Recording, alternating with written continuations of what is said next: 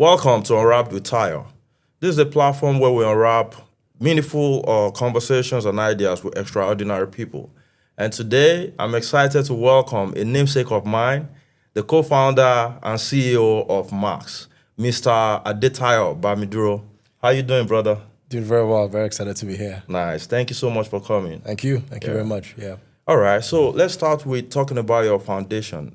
Where did you grow up, and what shaped your early thinking about systems and responsibility?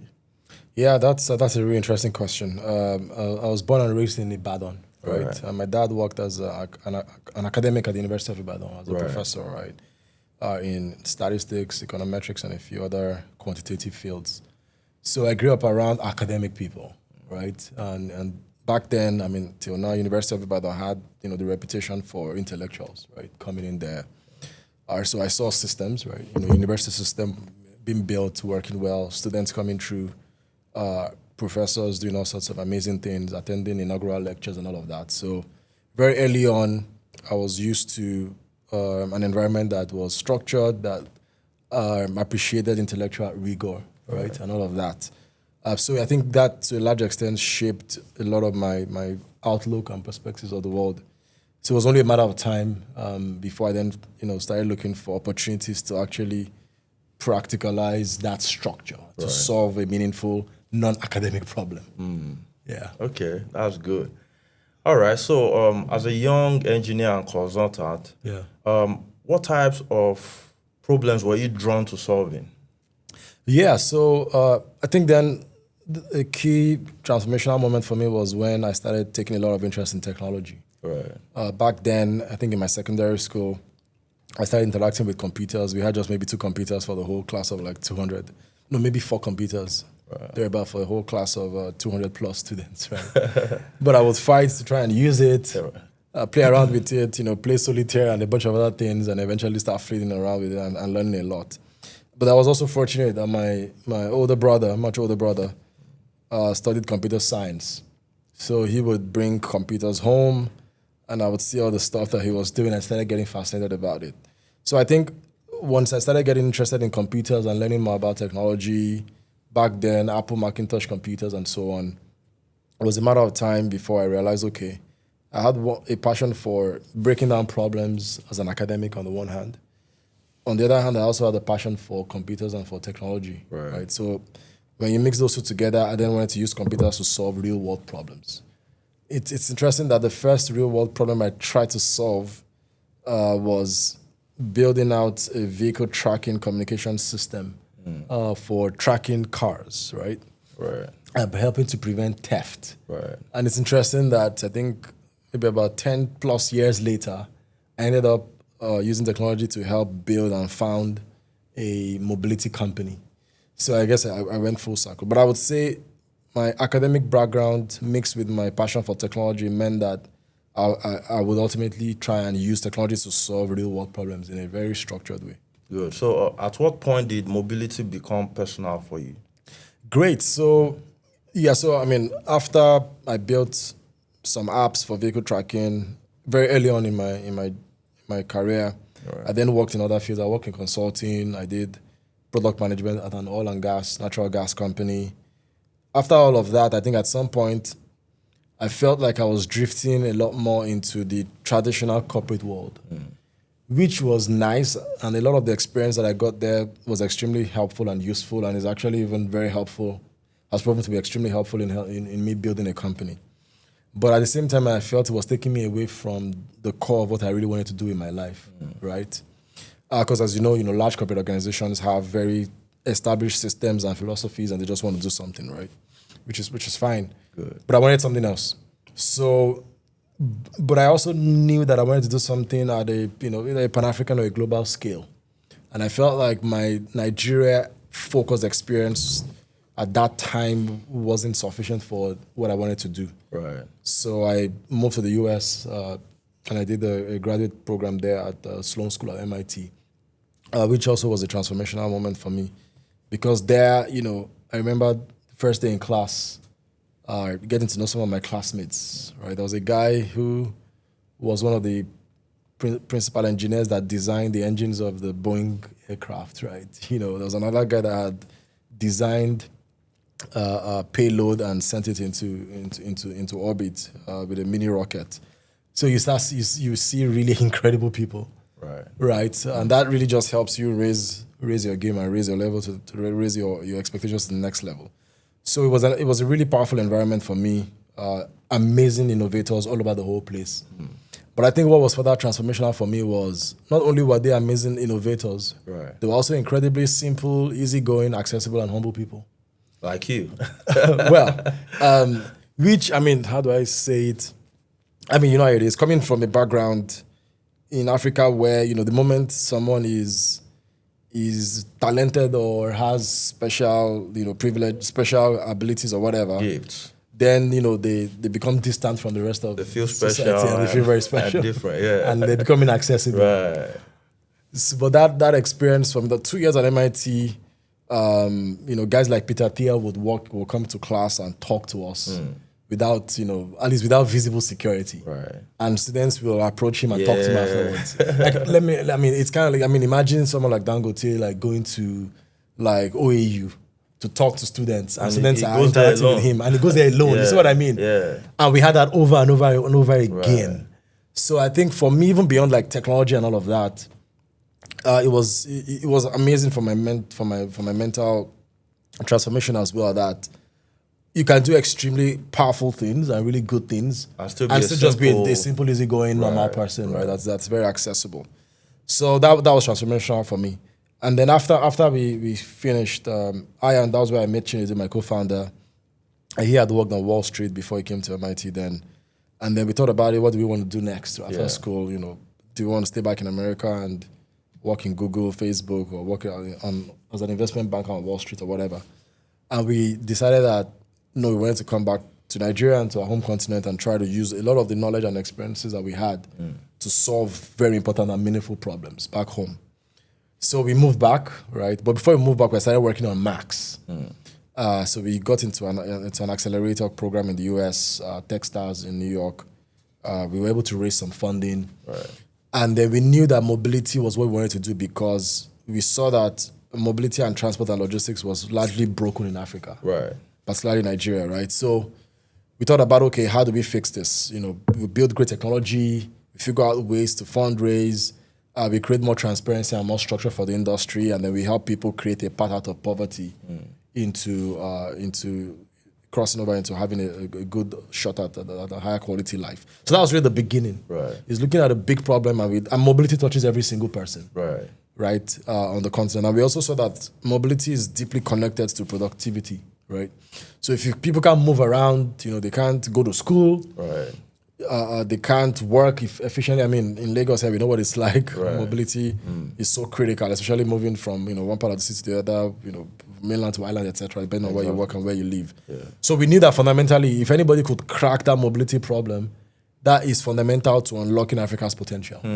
And so it was a no-brainer for us to focus on it. So you took an advantage of a loophole. I mean, yes, I would say opportunity, loophole opportunity, yes. Right. That's good, man. And I believe there are many opportunities like that in Nigeria that people should look into tapping into. Absolutely. All right. So, as a builder, especially in Nigeria, when you are building at the early stage, you can have assumptions. So what assumptions did you have at the earlier stage of your building in Nigeria that later proved wrong? Yeah, I mean, so many. But I'll pick a few. One is that if you quote unquote build a great product, right, quote unquote, a really nice product, right, that people will pay for it, right? We learned the hard way that people don't necessarily pay even for a great product, right? We learned later on that people pay for, especially in this part of the world, people pay for a product that solves a very critical need. That's it. In an affordable way. That last part. Affordable. If you don't get that right, forget it, right? So we learned that, okay, no matter what we're trying to do here, this isn't about how we view this problem.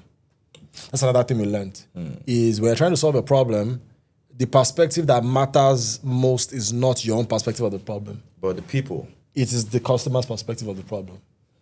And when you hear things like, I think we said we would comment like this a few times when we started as well, that, these people don't know what is good for them and all of that, why are they not getting it? What's the problem? Is there an orientation issue? Is there an exposure issue and all of that? And all that. But eventually you realize that you actually are the one who's ignorant, right? Anywhere in the world, if you're trying to solve a problem, you solve it from the perspective of the person who's going to pay for it. That's it. So, for example, you can say, okay, let me pick a very simple example. Is should I sell a Mercedes or a Toyota, right? Good. And in your head, you can say, oh, wow, a Mercedes is a much better car, higher quality, and all of that in terms of the experience. The driving effect is very cool. Sophistication, right? Right. Like if you drive a Mercedes, if you've driven one, you know what I'm saying. And then you get to the market and nobody wants to buy them. They appreciate it. Right. They all write raving reviews about the Mercedes, but nobody buys it. And you're wondering, what's wrong with these people? Can't you see that this Mercedes is better? Don't you know what is good for you, right? But no. They know what is good for them. They know what is good for them. Types of road and all the other dynamics. Right. And that's what we learned. It took us a while, but eventually figured it out that fundamentally you have to see the problem through the eyes of the customer. Right. Now, sometimes you can take customers on a journey, and that journey takes them to begin to maybe see things a little differently. Right.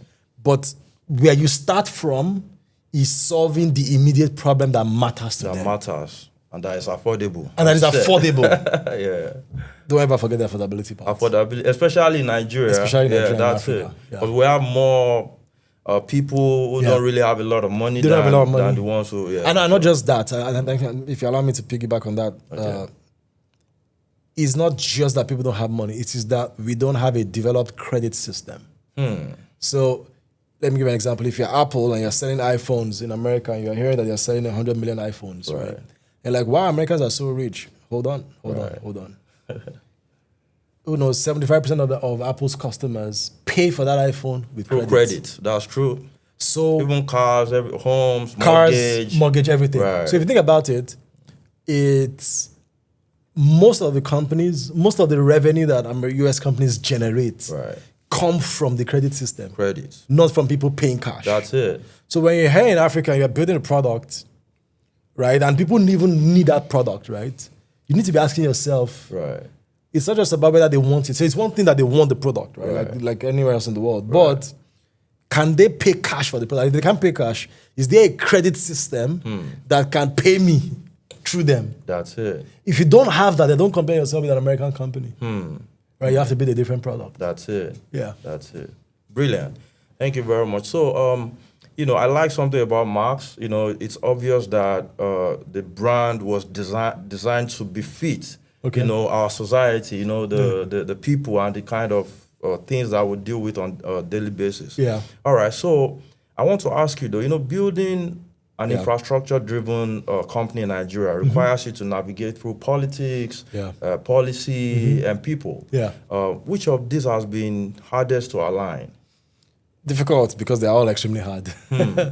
Right? You're constantly navigating, and as you said, what is really missing for the most part in our continent is infrastructure. Right. And infrastructure is not just hard infrastructure, right? It's not just roads and bridges. That's a big part of it, by the way. But and even not just like power infrastructure and all of that, right? But also digital infrastructure, right? Even credit that we just talked about now. There's an infrastructure that powers credit, right? Identity management systems, etc., right? Law enforcement systems. So you have all layers of systems and infrastructure that is needed for a society to really leapfrog and become successful. Now, when you're building an environment where a lot of that infrastructure is either not built or the ones that exist do not function well. Right. Or let me even put it differently. Do not function in a normal way. Because that's actually the bigger issue. That's it. The issue is that we do have some infrastructure, but when you come in as an innovator, especially if you didn't grow up on the streets, if you didn't grow up on the proper streets, you don't really know how the country operates. Right. So you might come in with some of your sophisticated, fantastic, beautiful ideas, that you brought out of the academic environment or from your own research and all of that. And they are testing it, and you are wondering why you're getting very funny signals. Right? Or when you deploy the product in the market, people love it, they say they want it. Maybe you offer them credit, but then eventually they run away with your assets. They don't want to take right? And how many people like that, right? So it's like super important to really, really hone in on the dynamics of what powers your environment. And I think that's where a lot of entrepreneurs, suffer, especially in the first few years, without fully understanding the context. Beyond anything, as I think as Mark Andreessen would say, when they make investments, and I think entrepreneurs also need to learn this more, innovators. Sometimes we think it's about our ideas and all of that. Right. Mark Andreessen would tell you, an average entrepreneur in a great market, typical average entrepreneur in a great market, An okay entrepreneur. will massively outperform a super talented entrepreneur in the Nigerian market. So that then tells you that, your environment is more important than you. That's it. Right. That's it. So, but then of course, sometimes your environment is what it is. Location, where you operate. So then you have to then think about it. Sometimes you have to move environments. Even within a country, you can say, you know what, Lagos is the best place for this product at this point. Right. Let me move to Akure, or let me move to Port Harcourt, Or Ilorin. Yeah. Right. Yeah. And I realized that at some point that when we really say entrepreneurs, right? Entrepreneurship is not about having an idea. That's like the smallest aspect of it. Right. Entrepreneurship just means being able to look at the data they are getting, process it objectively, and then make the right decision. Not saying, so if an entrepreneur, you don't say, oh no, I have to stay in Lagos and do whatever I want. You're not an entrepreneur. You're a lifestyle. You're just a hobbyist. Because you want to do only what you want to do, even when the data says you should do something else. That's it. Right? If you're a true entrepreneur, if your data tells you, let me go to Benin Republic for the next 1 year, because there's something there that is really I want to tap into. Yes. And then I'll go there. If you look at the company, it's going to called Zipline, right? I think they are worth over $7 billion now. They raised, $700 million recently. All right. But Zipline was founded out of Rwanda. But Rwanda was never going to be their main market. Right. But Rwanda was the best place for them, not just in Africa, perhaps in the world, to test the effectiveness of their drone technology. And once they perfected that technology to a certain level, then started expanding. Expanding to the US, to Ghana, and all other countries around the world. Right? So that's true entrepreneurship, is you go where makes the most sense. For your business. For your business and for your product. You see through your customer's eyes, and then you do what you need to do. That's it. You take your solution to where there are more problems and apply your solution. That's really good. Yeah. All right, so let's talk about money. Right. Marx recently raised capital to scale mobility, electric mobility, right? And clean energy infrastructure. Correct. What responsibility comes with that? A lot. It's a tremendous amount of responsibility. Over the last 10 years of the company, we raised multiple rounds of funding. We raised a family and friends round, about $120,000. Then they used to call it family, friends are fools. But I took out the last... right, no, they're not fools. Right. The round that actually have faith in you, right? But anyway, and then after that, we raised the seed round of about $1 million. But that was 2016. Yeah. And then 2019, we raised a Series A round. That was about $7.5 million dollars as well. And then in 2022, we raised our largest fundraiser round, which was our Series B round. We raised about $31 million. Wow. And that was really to help us scale across multiple cities. Before our Series B round, we were in about 3 or 4 cities. Our Series B round then took us to start operating in about 20 cities across 3 countries, Nigeria, Cameroon, and Ghana, and stuff like that. Then, post-2021, we started doing a lot of trial work with electric vehicles, right? Battery systems. Started doing a lot of research, testing out multiple products, doing all kinds of designs, batteries and EVs. And then in 2024, we started scaling EVs. It started with our Accra market in Ghana, and it was quite successful there. Right. Then with Nigeria, it was a bit tough initially, but once the new administration came in and took out fuel subsidy, and fuel price went to 1,000 naira. Right, checked. Then even though for most people that was bad, for us it was good. Right. Because now it made electric mobility viable. Okay.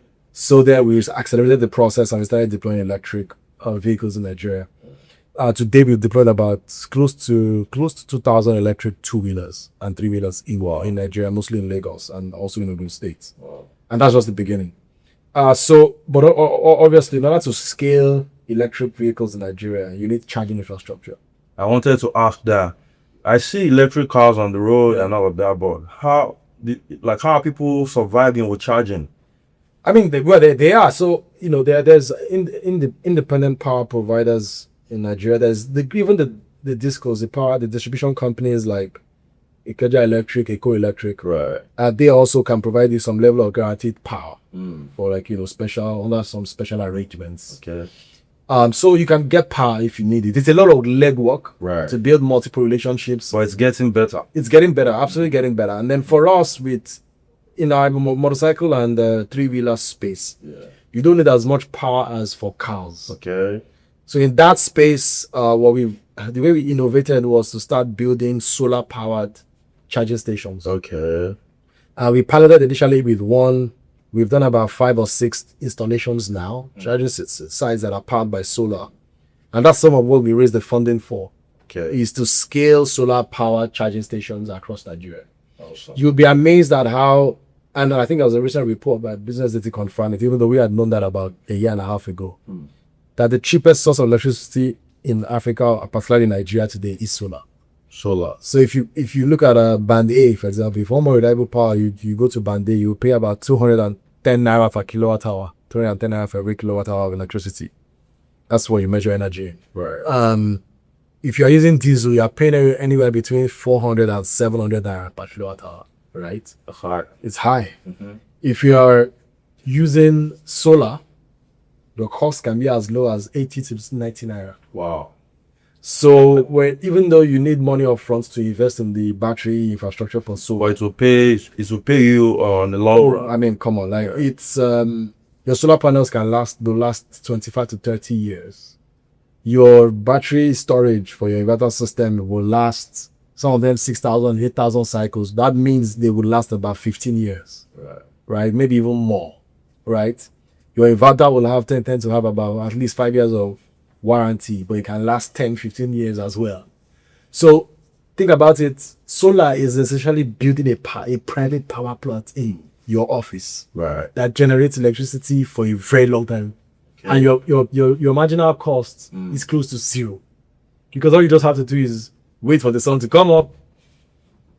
Your panels convert your power from direct current to AC and powers your load, or it stores the direct current in your reserve battery, your backup battery. And then once it's night time, that power comes back from your battery to power your equipment in the house. So solar is extremely transformational. It's not just about clean energy. So people talk about like clean energy. Right. But what's really driving our investment into it, and a lot of other people looking at it, is that the economics are just way better than any other source when it comes to solar, than grid or generator or anything else. Right. Yeah, that's great. So personally, I've read a lot of great stuff about solar. Yeah.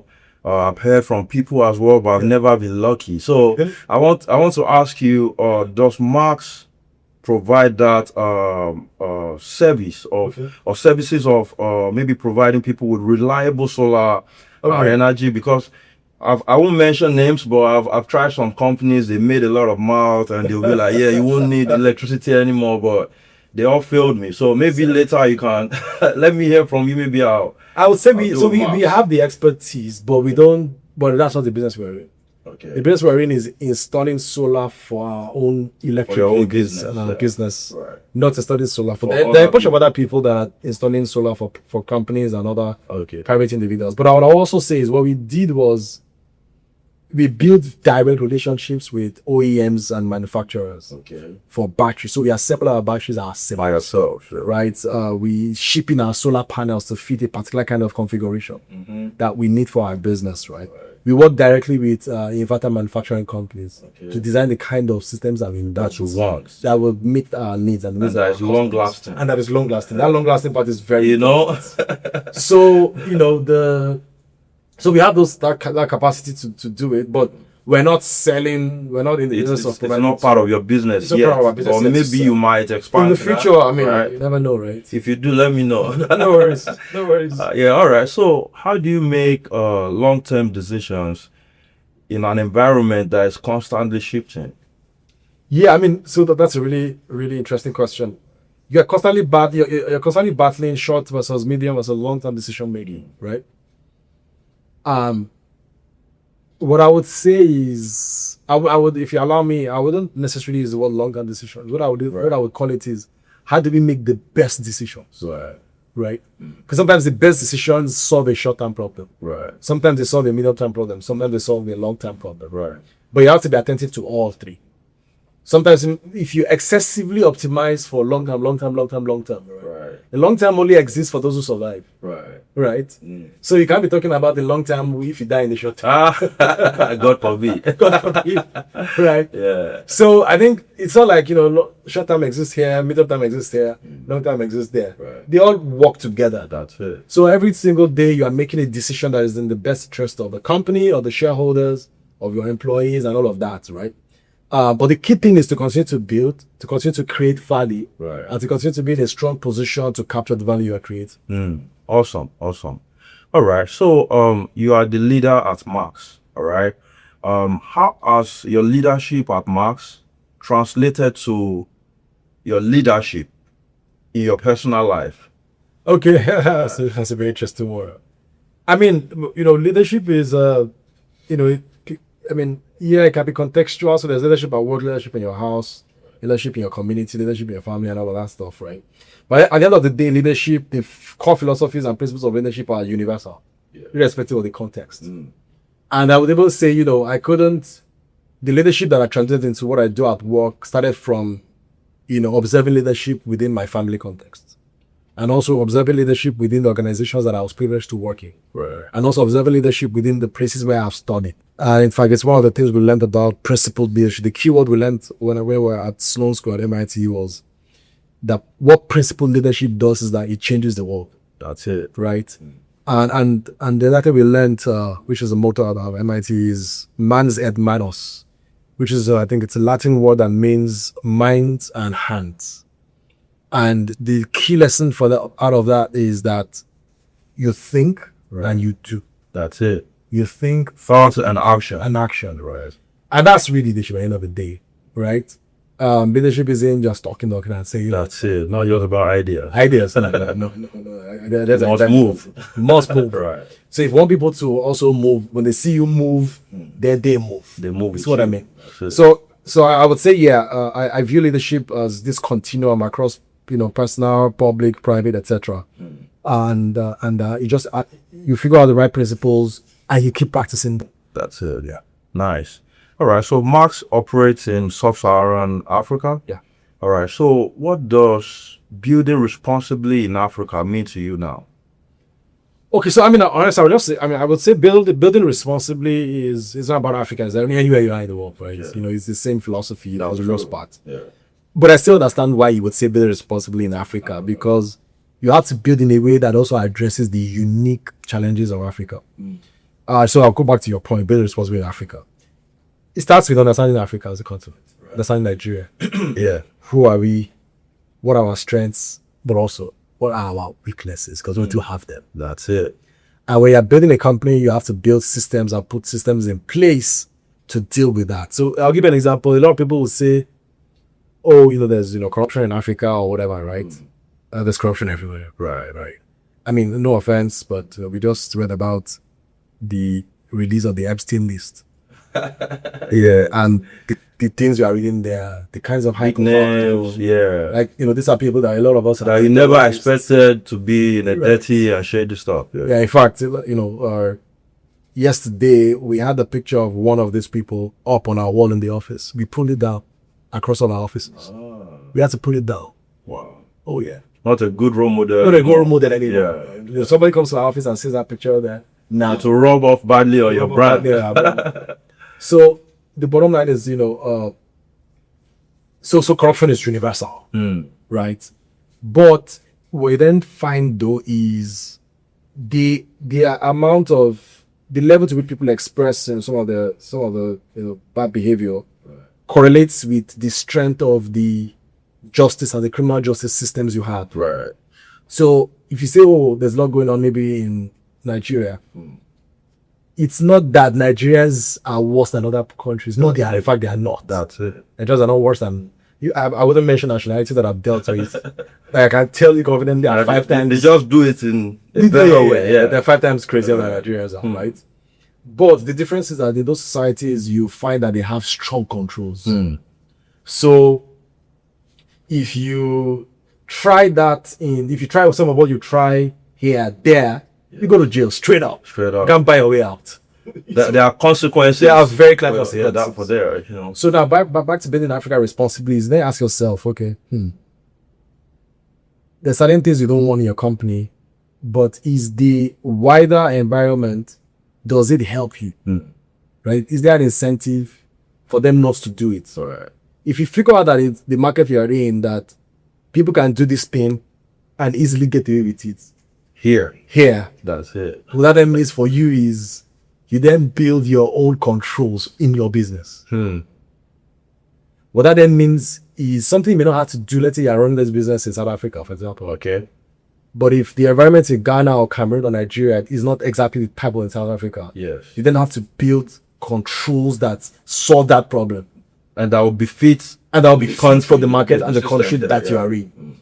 Because if you don't do that, the consequences are massive. And to your, back to your question around building responsibility. Responsibility means being fully aware of your environment. That's it. Of its strengths and its weaknesses. Right. And then building in a way that mitigates for those weaknesses.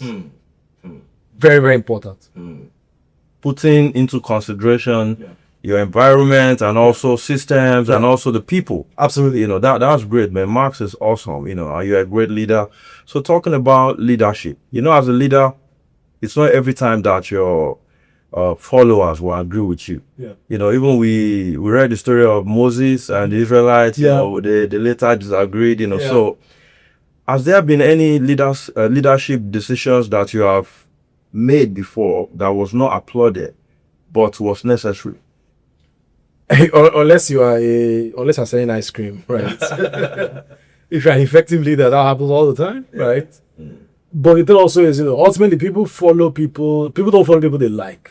It takes a while to figure it out. People follow who they trust.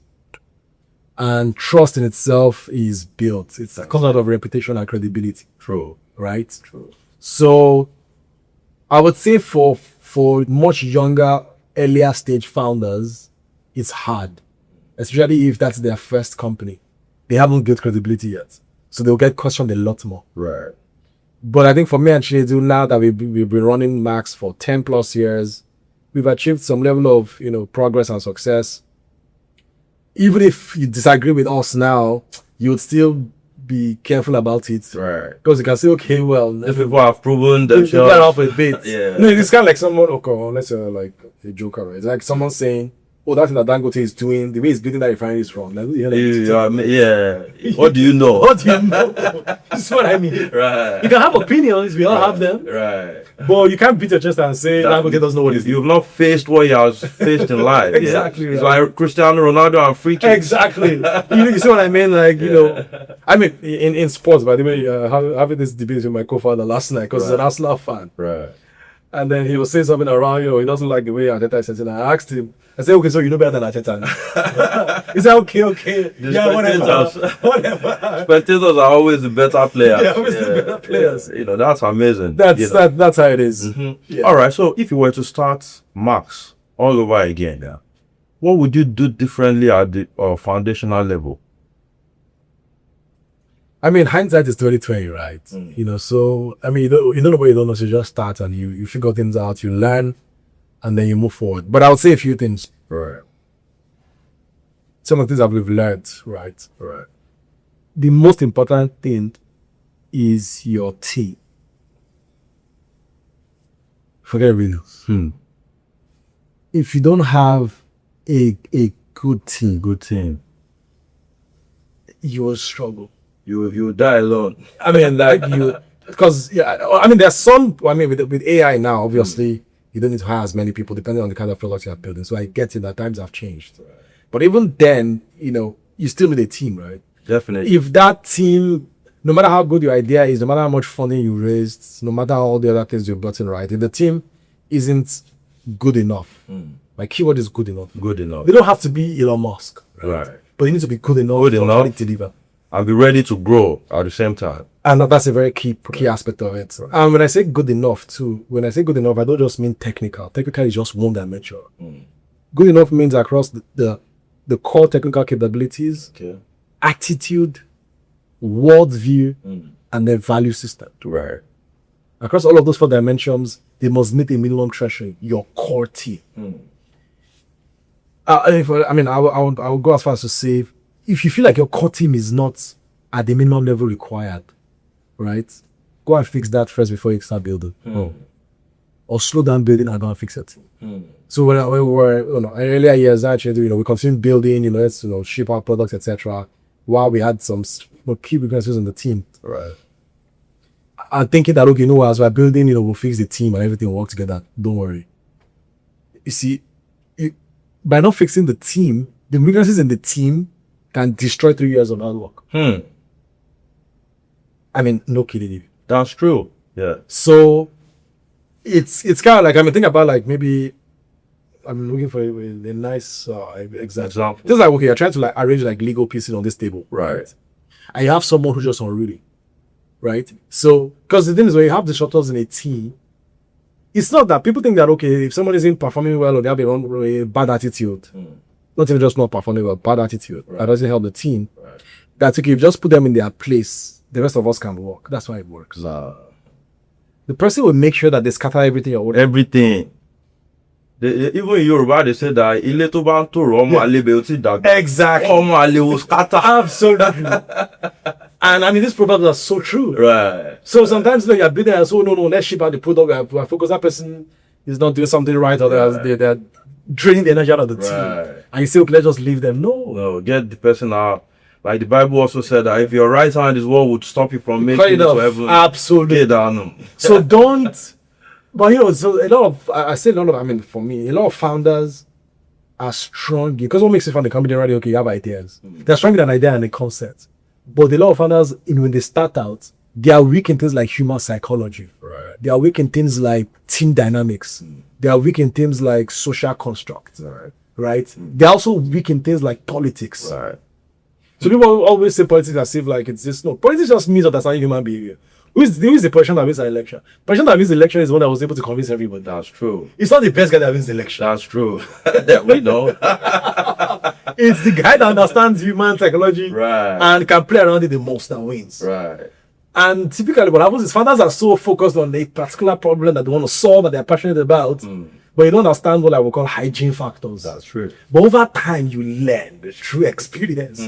When you've seen, quite a bit of shaking here and there, right? Then your brain also starts working. Experience is the best. Experience is the best teacher. That's true. That's true. Yeah, that's good. All right, man, you are so brilliant. It's obvious. It's evident. In the things you do and all of that. And you're a great leader as well. But talking about leadership again. Is there anything that you're still learning about power, patience, and people? Oh yeah, you never stop. It never stops, right? Especially if you're someone who reflects a lot, and you also actively seek feedback. Right. I think you also get better at seeking feedback. So I'll give an example. Is people always talk about, give me feedback in a nice way with that, so I can listen to you. Don't be insulting. Don't be harsh. Don't be intense. Blah blah blah. But as become more mature, you can even get feedback from a madman, right? It's even if a madman is speaking, listen. You can pick something. You can still pick something out of it and say, okay, that's something here that is useful and that's true for me, right? So that's one. Two is, so essentially what allows us to do that is humility. And it's kind of like, it's the inversion of what leadership means. So in some cultures, I'll mention, right? Leadership means you'll guard the top. Which means that those boss everybody around and give everybody bully them. but really, principal leadership actually is service. It's servanthood. Which means that you're responsible for an environment or a community or a family. Which then means you're the one that carries the most burden. Right. That's really real leadership, if you ask me, right? That's principal leadership. That's it. And that puts you on your toes a lot. Why? Because, and I think a lot of people are not aware, but a lot of leaders are not aware is, think about the best example I always is that of someone, that of a driver or that of a pilot. Right. You have maybe you're successful or you earn some money, you buy a nice car, you hire a driver, right? you're in the car and the driver is driving. That driver probably earns some, you pay them a fraction of what you earn, right? A lot of people don't realize that your life is in the hands of that driver. Every second that driver We saw it with Anthony Joshua, okay? That driver actually, while they're driving that car, controls and has the keys to your life. That's true. Yeah. So, for the moment, every time that driver is driving, that driver is your leader. And his mental health is important It is to you. important. Yeah, you have to treat him right. So I don't understand how people don't realize that. Is the same guy that your life is in his hands, That's it. or our hands if it's a female driver, right? Yes. You maltreat. Like, what's wrong with you? Another example of that is the entertainment industry where I practice in. Yeah. A lot of times, when people see me and they're like, oh, you're so down to earth and all of that, I tell them, look, it's because of the fans that I've celebrated. Absolutely. If the fans, even the biggest person in entertainment, if the fans decide today that we're not celebrating anymore, I hear my story one time. Yeah. So, what I've been able to deduce from everything you've said is that to be a great leader, you need a heart. Oh, yeah, the heart. And then you need modesty and humility. Absolutely, 100%. Thank you so much for unwrapping your brilliance, your wisdom with us. Thank you so much for also sparing your time out of your busy schedule. I'm more in love with Max now. Thank you. Trust me, and you're a great personality that I would never forget so soon. Thank you so much for coming to the show. I hope you enjoy the rest of your day. Thank you so much. It's All a right, pleasure. Thank you. Have a good one.